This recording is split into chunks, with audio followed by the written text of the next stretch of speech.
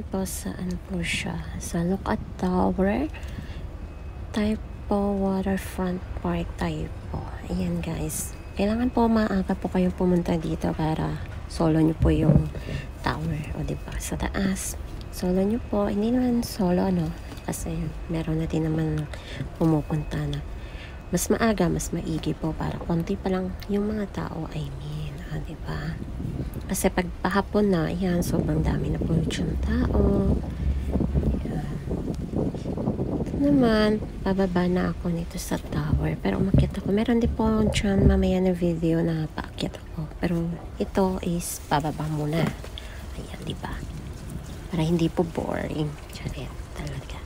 Pasensya na sa aking boses. Yan talaga yung boses ko, ano. Yan, gamit ko po yung Insta360 X3 guys. Ayan. Sila paakyat ako, pababa na. O, diba? Ganda ng view dito guys. Ayan. Check nyo na lang po yung ibang video ko po. Meron na po akong na-post na may guide na. Naglakad lang kami pa from Taipo MTR papunta dito sa Taipo Waterfront Park. Pwede din kayong sumakay ng bus or gusto nyo mag-taxi, pwede. Kami naglakad lang kasi walang hiking. Kaya dito, ayan, sa baba, diba? Ganda yung mga flowers din, guys. Ayan. Ganda po tingnan. Ayan. Next month is the flower month. Ayan. O, diba? Palakad-lakad lang. Ayan.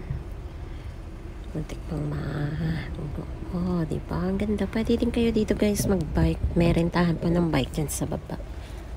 Hindi ko lang natanong kung magkano yung rent ng bike. Ayan. Ang ganda.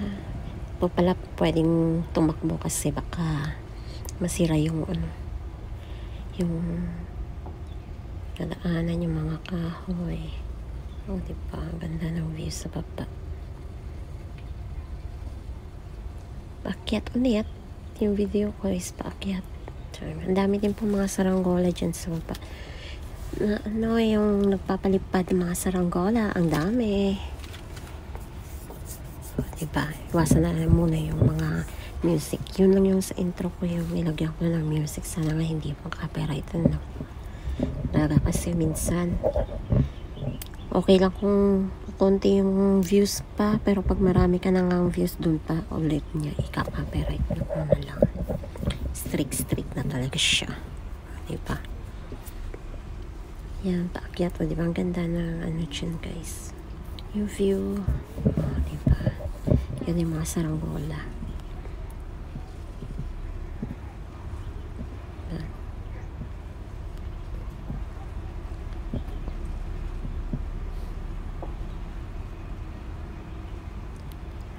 Akyat ulit. Ayan. Parang ano lang. Pabalik-balik.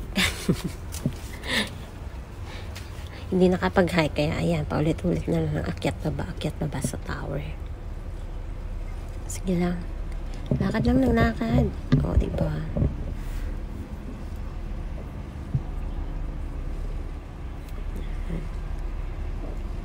Mahal nga talaga yung Insta360 X3 guys, pero syempre worth it naman siya. Sulit na sulit siyang gamitin. Ayan, invest din naman para maging maganda yung mga video. Wala po akong drone guys ha. Yan na po yung gamit ko, iPhone 13 Pro Max at saka Insta360.